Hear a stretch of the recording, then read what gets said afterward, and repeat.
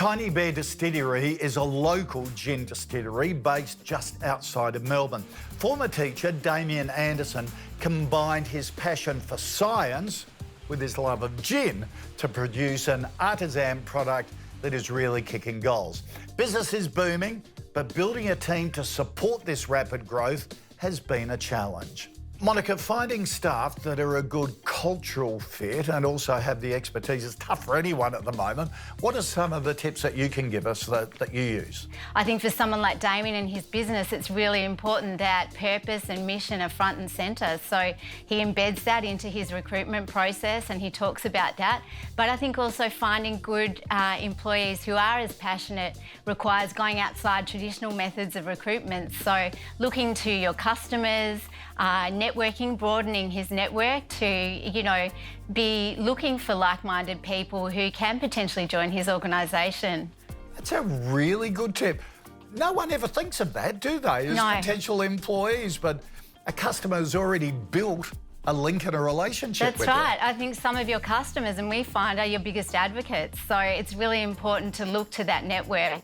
Great tips. And to help Damien with his growing pains, we've sent business strategist Holly Ransom in to see just how she can help Tiny Bear as well.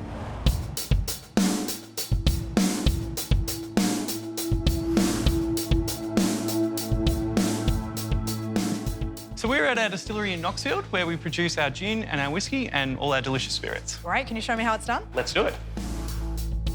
So, Damien, it's pretty incredible that, 4 years ago, none of this existed. Yeah, it's pretty exciting the last 4 years, from a start-up to where we are now at Tiny Bear Distillery. 5 years ago, you were a teacher, right? Yeah, I was a high school chemistry teacher. It's definitely a change of working with kids who don't want to be at school to, working with adults who love what they do and bringing people in and having a lot of fun. So how gin? How did Tiny Bear come to life? I've always been obsessed with spirits. So it's not just gin, it's probably spirits overall. It's the science of how we do it is what I'm in love with first, but then the products we create is my second love. So 4 years in, tell me about the team. How many people are working for Tiny Bear and who makes up the core team? So we have several production staff who are distilling, bottling, labelling, and then running through tastings.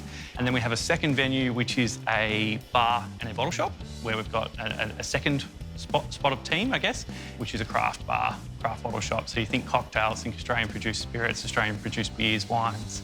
I'm just thinking about all the news that must have come into your world over the last 4 years, going from being in the classroom to running a small business. What's been the biggest challenge for you over that journey, would you say?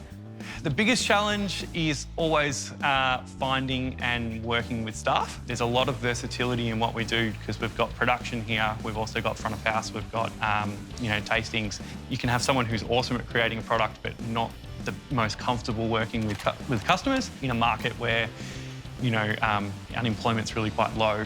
It's hard to find staff. It's hard to find staff that want to do all the different things we need them to do. And talk to me a bit about market forces. What's the competition like in your space? The market is constantly changing. 4 years ago when we started, there was a minute amount of producers in Victoria. That number since then has probably tripled, quadrupled. So wow. there's a hell of a lot of movement in the Australian spirits industry. But with that increased presence, there's also increased demand for Australian-produced products.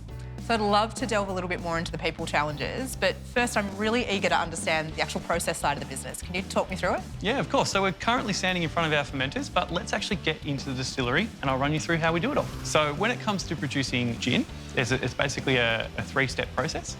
We have to ferment, which was in front of the tanks where we were before, but the backbones of it is yeast eating sugar and producing alcohol. So in those big tanks, we add those ingredients and we leave them for about 2 weeks. We then pump into these two stills here, where we basically boil the ingredients. Gotcha. So the alcohol boils, it turns to a gas and it travels up these columns.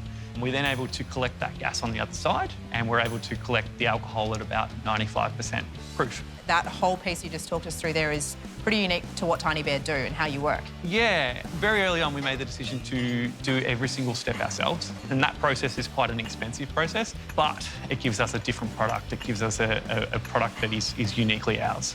And can you tell me about the tasting room? Yeah, so we've got a small tasting space here for about 18 seats, but we do have a bigger tasting lounge up the road where we're able to get in a lot more people and show them our products. What's the capacity of that? So that's 70 seats in that one compared to about 18 here. Great. Can we go have a look? Yeah, let's go.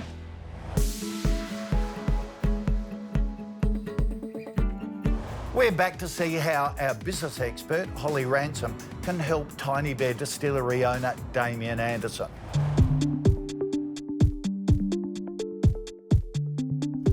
So tell me about where we are now. So we're sitting upstairs at Tiny's Bar and Bottle Shop. This is our upstairs bar, where it kind of does a little bit of the tasting for the distillery, but it also functions as a cocktail lounge. And so what business problem did this solve, or what opportunity was this seizing for you? So this gave our customers a place to come to us outside of our hours of the distillery. So this is open late at night, this is open, Tuesday to Sunday, and it also increases the profit margin on the products that we make.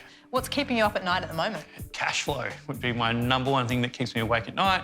It's great in spring through to, February when the weather's good, because people are out drinking, people are out having a good time. But then when you get into the leaner times, you've still got the same amount of staff you want to keep on. You've still got expensive expenses. If anything, production increases because we've got the staff to do it, which mean then production costs increase. And you've been saying as well to me that it's really been a new level of people challenge since the start of the year with just the difficulty getting staff. Yeah, difficult getting staff, and then those that you can get, training, and it's very hard to do that across two different spaces. And so is the challenge attracting staff full stop, or is it retaining staff? I would say it's attracting staff, so attracting the right staff members who are open to being a jack of all trades, and then once we've got them, we're building up that strength, building up that communication, building up that ability to work in a really diverse environment. And from a people standpoint, how are you trying to tackle the difficulty on the staff shortage at the moment? What's the strategy? Create an environment that is something that people want to work in. So I think to close out today, there'd be two things that'd be really great to focus on during my next visit. One would be, I think it would be great to have a conversation around this kind of strategic discipline, for the want of a better phrase. So we talked about cash flow challenges, the different opportunities you have ahead of you now for growth.